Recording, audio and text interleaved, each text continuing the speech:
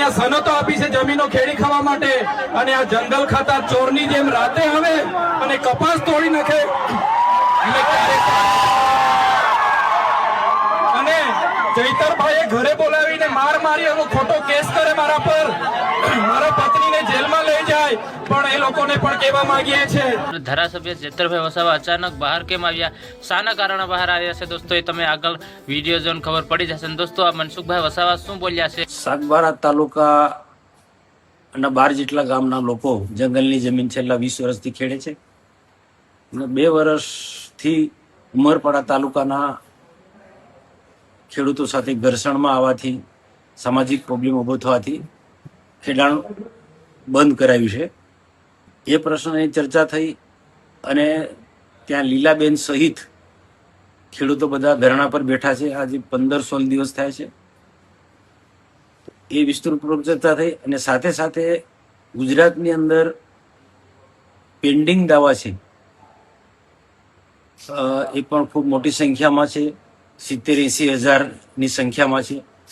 એ જે પેન્ડિંગ દાવા એ પણ જેટલા પણ ખેડૂતો જે આપવા પાત્ર થાય છે, જંગલની જમીન ખેડે છે, એનો પણ તાત્કાલિક નિકાલ કરવો, એ રીતના આજની મિટિંગમાં ચર્ચા થઈ. અને બીજા તો જાતિ અંગેના પ્રમાણપત્ર માટે પણ ચર્ચા થઈ. એટલે એના કારણે મિટિંગ લાંબી ચાલી. આ મિટિંગની અંદર નાયબ મુખ્યમંત્રી હરભાઈ સંઘવી પણ હતા, નરેશભાઈ પટેલ આદિજાતિ મંત્રી હતા, અર્જુનભાઈ મોઢવાડિયા કેબિનેટ મંત્રી, વન મંત્રી, જયરામભાઈ ગામિત, ડીસી બરંડા સાહેબ અને ગણપતભાઈ વસાવા અને વન વિભાગના આ બધા અધિકારીઓ હતા. હવે શું છે, વન વિભાગના અધિકારીઓ તો શું છે, પેલા ફોરેસ્ટના કાયદાની જે વાત કરે, પરંતુ સરકારનો જે નિયમ છે કે વર્ષોથી જંગલની જમીન ખેડતા હોય તો એ પુરાવાના આધારે એ ખેડૂતોને જંગલની જમીન આપી. જે પાછલા વર્ષમાં જેમ આપી છે એ હમણાં પણ આપી દેવી જોઈએ, રીતના નિર્ણય લેવાયો. અને એના માટે થોડો સમય લાગશે, કમસે કમ 3-4 મહિના તો એ નીકળી જશે.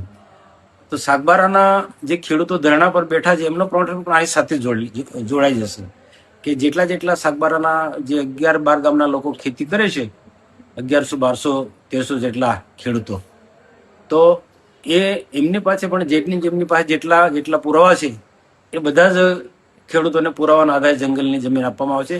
જેમ સવારે મિટિંગ જે થઈ, નરેશભાઈ પટેલે જે સ્ટેટમેન્ટ આપ્યું છે એ ચર્ચા હમણાં પણ વાત થઈ.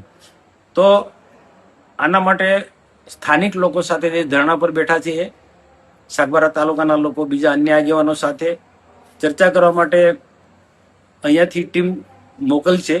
રાજ્ય સરકારમાંથી સ્થાનિક મંત્રી, પ્રભારી મંત્રી યુસુફભાઈ પટેલ હશે, જે વન મંત્રી જે પણ કોઈક આવશે, પ્રવીણભાઈ માળી આવે કે બીજા જોઈ પણ એ ત્યાં સ્થાનિક લોકો સાથે ચર્ચા કરશે.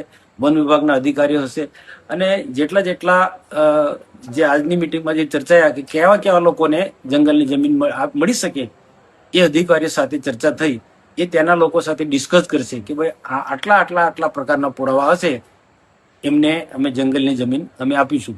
જેમ પાછલા પોતાની સરકાર આવેલી છે તો પણ ધરણા પર બેસવું પડે, તો તમારે રાજીનામું આપવું પડે, તમારે પાર્ટી બદલી નાખવું પડે. દોસ્તો એવું લોકોનું કેવું છે. દોસ્તો આપણા યુવરાજસિંહ જાડેજા શું બોલ્યા છે તે ચેતરભાઈ વસાવા. દોસ્તો ચેતરભાઈ વસાવાની હજી જામીન થઈ નથી. દોસ્તો એ વિડિયા છે, જૂના છે. દોસ્તો ચેતરભાઈ વસાવાના આવા તો કેટલા જેલના કિસ્સા છે, કેટલા ચેતરભાઈ વસાવા જેલની બહાર આવેલા એવા વિડિયા છે. દોસ્તો ચેતરભાઈ વસાવા હજી જેલની બહાર આવ્યા નથી. ચેતરભાઈ શા માટે જેલમાં છે ખબર છે? કારણ કે એ વર્તમાન આદિવાસી સમાજના જે વિદ્યાર્થીઓ છે એ વિદ્યાર્થીઓની શિષ્યવૃત્તિની વાત કરે છે. એ આદિવાસી સમાજના બાળકોના શિક્ષણની વાત કરે છે. આદિવાસી સમાજની અંદર ચાલતી જે ઝૂંપડાની અંદર જે આંગણવાડીઓ છે એને સારી બનાવવાની વાત કરે છે.